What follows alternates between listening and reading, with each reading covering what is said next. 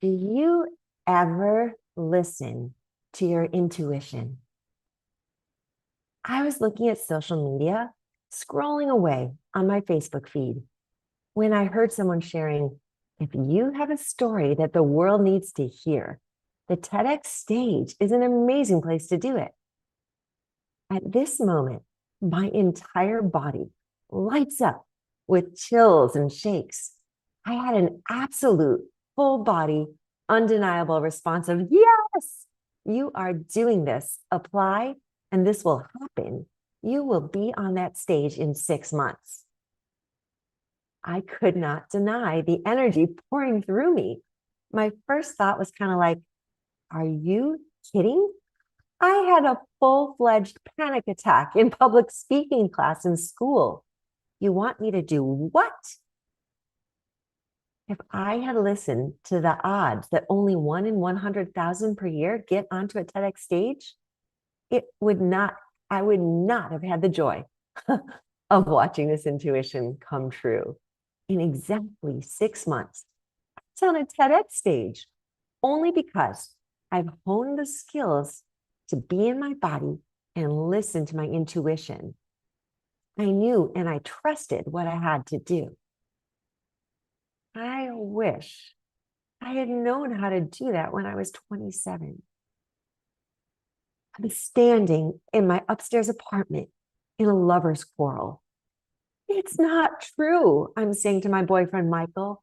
He's demanding that I drive him home, and he's convinced that I am having an affair of some sort with the neighbor across the street. What are you talking about? I don't even know this man across the street exists. Drive me home now, or I will never speak to you again, he says. I start feeling nausea creeping up in my belly. I felt really confused. What's happening here? Is he out of his mind? I start feeling dizzy and shaky. And then out of nowhere, I hear a voice. Do not leave your apartment. You are in danger. Okay, I am so confused. So I just pretend that I didn't hear that. And we continue to argue, debate, and then I hear the voice again. But this time it says, do not leave your apartment. You are going to be raped and robbed. What? I look around, trying to figure out where that voice is coming from. I don't see anyone. Do you hear that? I ask Michael. He says, hear what? What are you looking at? He looks at me like I'm crazy. Okay, my body is having uncontrollable shakes and shivers now. Perhaps I am the one crazy. I mean, I'm hearing the voice. Am I losing my mind? But my body is still shaky. It's spinning. It's chills up and down my spine. It is trying to tell me something.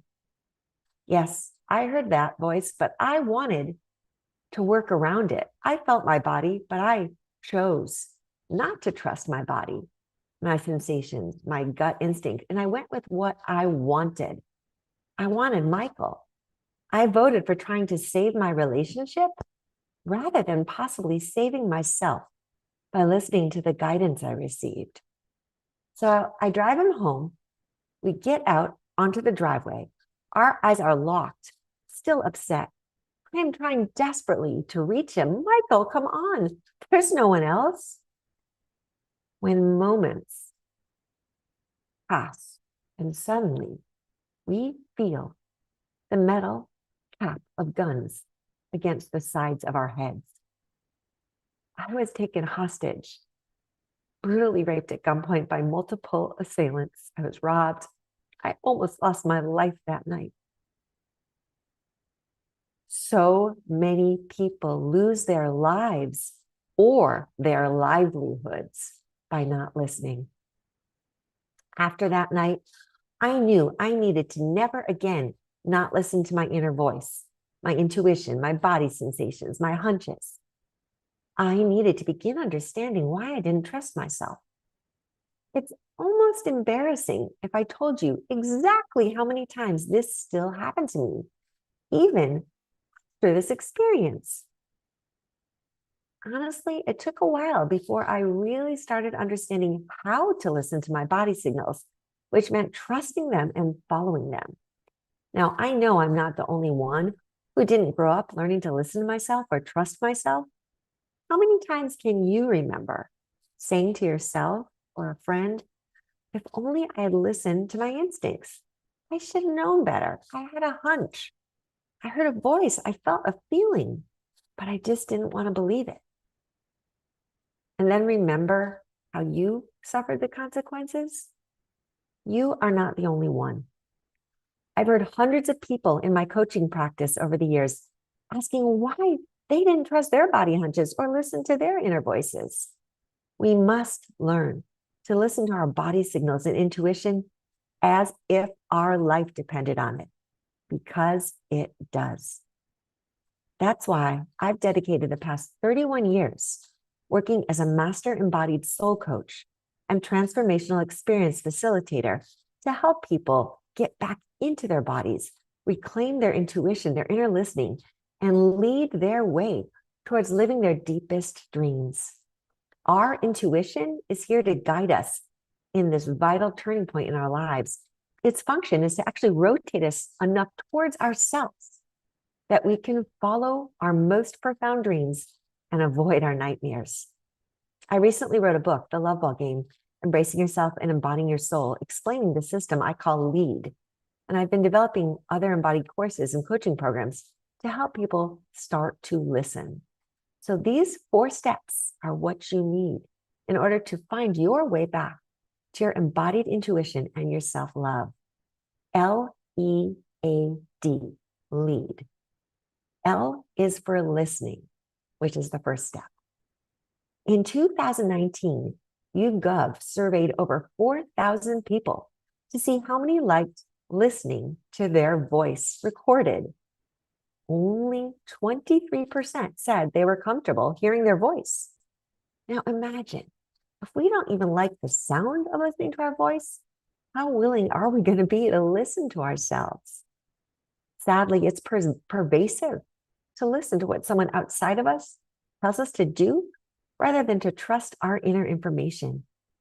We live in a culture that teaches us to look outside for wisdom.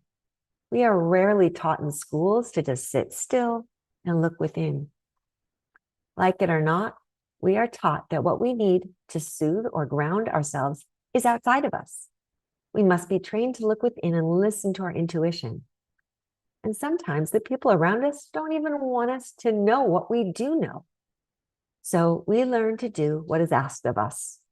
Our wounds from childhood can create problems, patterns, teaching us to abandon ourselves to the needs of others. Now, so many great leaders suffer under their accolades because they are not listening to that tiny voice. When we are willing to listen to ourselves, step out of our everyday lives, slow down and listen to that tiny voice inside, we can take care of ourselves and create what we truly desire. So I'd like to invite you to find a time today to take a moment to journal with yourself. Write down one message, intuition, or an inner voice that you need to dialogue with, one you've not taken seriously, and listen. Now, the next letter in lead is the E for embody. To embody is the second step, which is most commonly missed or misunderstood. Without being in our bodies, moving them, feeling them, breathing with them, and releasing, the pattern of disconnection from ourselves repeats. Being truly embodied will not necessarily happen from yoga, exercise, massage, chiropractic, or even a healthy diet on its own. What I recommend from experience is that conscious movement and breath practices connect us to what is locked, buried within. It's been proven that the body holds the trauma, not only of our broken bones, but our broken hearts and minds. Freeform movement practice and breath work are some of the most effective tools to feel and get present in the body with intention. Now, in 2021, Dr. Bessel van der Kolk wrote in The Body Keeps the Score that conscious movement and dance practices are among the most effective tools to heal trauma. We can then release the anger, the fear, and the grief stored in our bodies, opening new neural pathways to joy, safety, and freedom. Now, most of us have never associated movement and breath, basic things we do daily, as essential healing tools. Once we reclaim the space within us from that old trauma, we begin to live in our present body rather than the past, or what we trauma-aware practitioners like to call our pain body. So I'd like to invite you to pick one song that moves you and dance with it today. Surrender to your feelings and give yourself permission in a safe space to explore what is moving from within. Now, these are the first two steps, listening and embodying, L and E. They are foundational to genuinely getting unstuck with your inner world. The following two steps will be the game changers that become obvious in your outer world. So what letter comes after the E? It's the A for action. We might already see the steps we need to take, the complex changes and choices we need to make, but we are so often frozen in trauma and wounded core beliefs, which leave us unable to change. We can only honestly become the actor or actress empowered in our story when we do these first two steps of listening and embodying. This frees us up. It frees up our self-trust internally, allowing us to break free from unhealthy patterns or situations in our lives, whether that's staying in a relationship, a job, a way of behaving around our friends and family, actions with money, our lack of actions towards our dreams and our goals. The startling facts are that most of us have experienced minor or extensive trauma, or someone in our lineage has, which means we carry intergenerational trauma. Trauma disconnects us from knowing what we know, feeling what we feel, and even expressing what we need. We have internalized learned helplessness. We've had to bury our inner knowing to survive. Whatever that prevailing outer circumstance or situation seems to require of us for our physical, mental, or emotional survival. Now, without listening and embodying, we remain stuck in a fight or flight or freeze response. And no matter how hard we try to take action to change, we somehow find ourselves right back in the same cycle. Now, as you become more comfortable taking action, we can finally become the direction of our lives that we want to go. The more we do this, the more we no longer want to act under someone else's script or dreams. So what is the action you need to take today or this week that you are peering at? Take a note right now. Ask yourself whether you are on freeze, fight, flight, or even fawn. And then with that awareness, go back to steps 1 and 2, listening and embodying, as those are the places that still need your commitment. So lead, L-E-A-D. So what is the D? D is for director, because being the director of your life does not mean to just be adulting well. You might be saying, I'm doing okay in my life. I'm paying my bills. I like my life. I'm productive. I perform well at work. I'm content in my relationships. Directing actually means when you listen, embody, and take the actions based on your inner guidance on a daily basis. When we see and become the complete directors of our lives, we wake up happy and we are inspired. We are willing to embrace change. We're our own best friend. We become healthier and more powerful. Your heart is smiling, knowing if you had died today, you would have no regrets. It is possible to lead your life into the sole purpose you know you came here for. When daily directing our lives, we enjoy every step and we have fun. You carry a calm knowing that you are not only on the right path, but you are your path. People are drawn to you authentically. They can trust you. They feel you. And more importantly, you feel alive, healthy, and peaceful.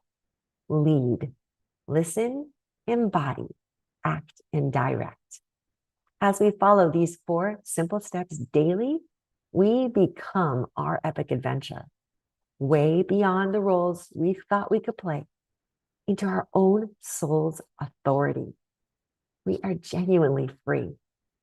We are living and leading our lives from our joy.